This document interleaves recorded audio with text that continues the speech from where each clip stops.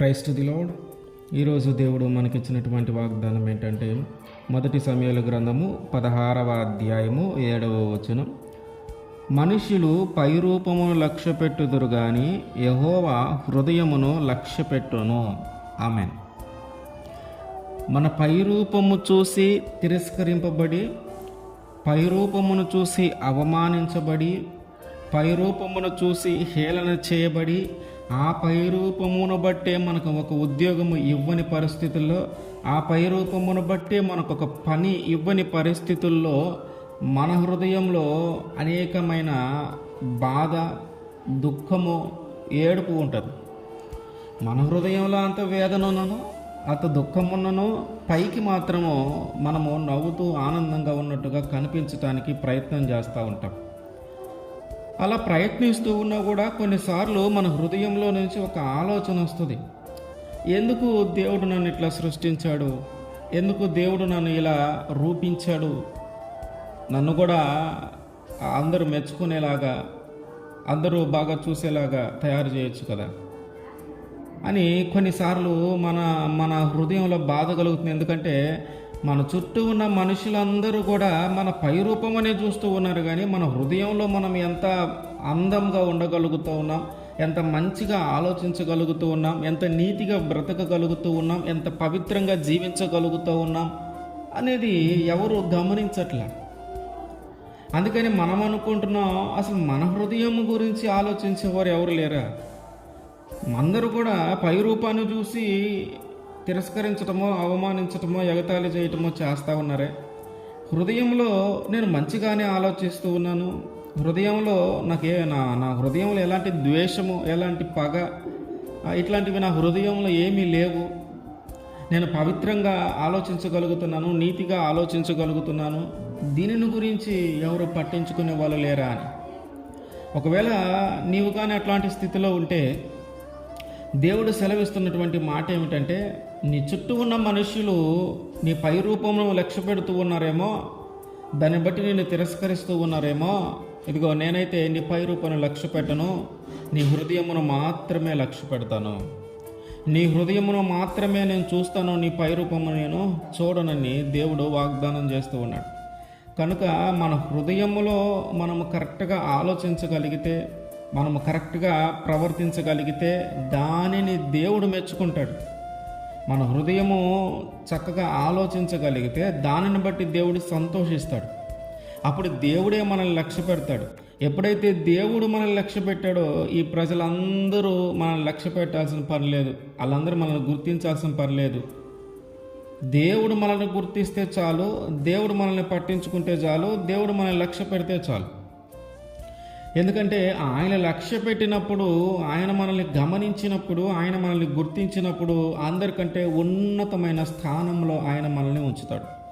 ఏ రూపమును చూసి అందరూ మనల్ని తిరస్కరించారో, ఏ రూపమును చూసి మనకు అవకాశం లేకుండా పోయిందో, ఇప్పుడు వాళ్ళందరికంటే ఉన్నతమైన స్థానంలో దేవుడు మనల్ని ఉంచుతాడు.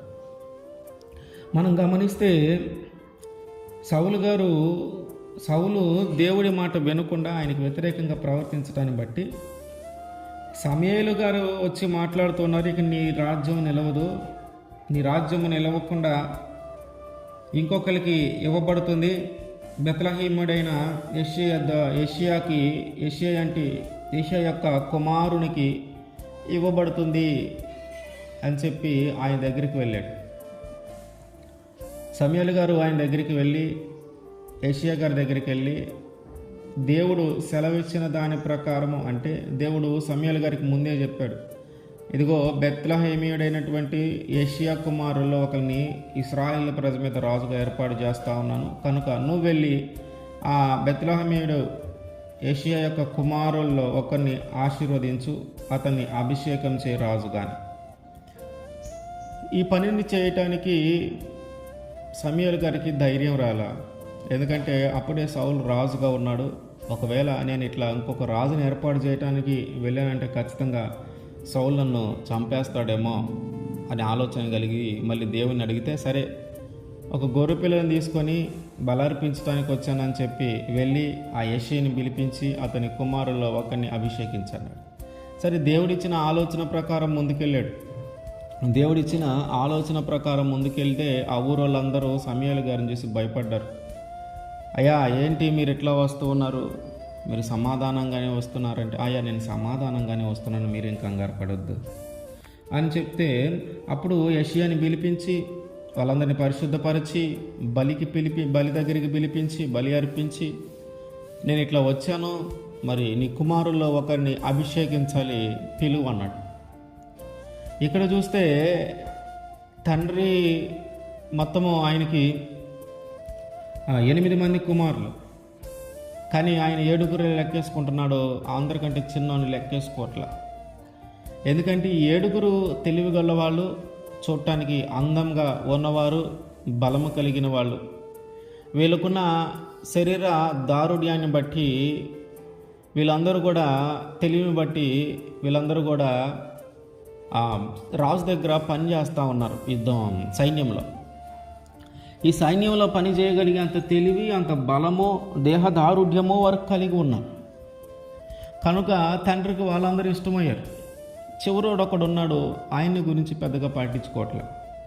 సరే, సమూయేలు గారు వచ్చాడు, యెషయా గారిని పిలిపించి నీ కుమారులను పిలిపించి అంటే, యెషయా గారు ఏమనుకున్నాడంటే పెద్దోడిని అభిషేకిస్తాడేమో, పెద్దోడు చూడటానికి అందంగా ఉంటాడు, పెద్దోడు చూడటానికి బలం కలిగిన వాడు, అన్ని విధాలుగా రాజుగా ఉండటానికి అర్హత కలిగిన వాడు కనుక పెద్దోడిని అభిషేకం చేస్తాడేమో అని చెప్పి ఈ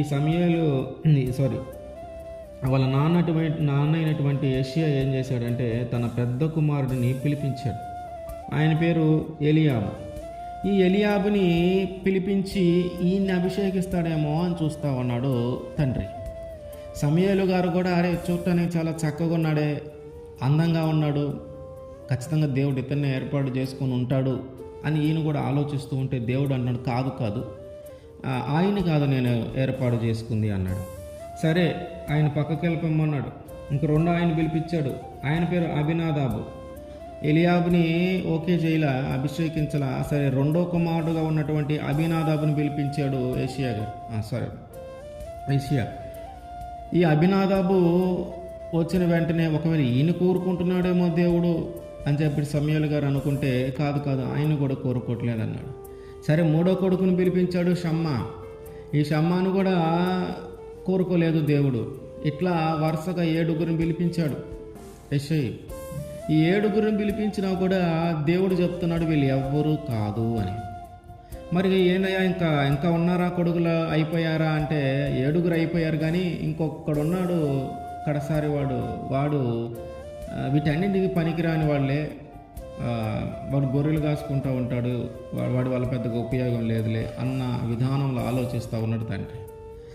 కాదు నువ్వు అతన్ని పిలిపించు, అతను వచ్చే వరకు మనం ఇక్కడే కూర్చుందాం అని చెప్పి సమూయేలు గారు చెప్తే, ఎక్కడో గొర్రెలు కాసుకుంటున్న తన చిన్న కుమారుడు, అందరికంటే చిన్నవాడు, ఎందుకు పనికిరాని వాడిగా, ఎందుకు ఉపయోగపడిన వాడిగా తండ్రి భావిస్తూ గొర్రెలను మేకలను గాయటానికి పంపించినవాడు ఆయనే దావీదు గారు వచ్చే వరకు ఎదురు చూద్దాం, ఆ చివరి కుమారుడు వచ్చే వరకు ఎదురు చూద్దాం అని చెప్పి సమూయేలు గారు అక్కడే ఉన్నారు.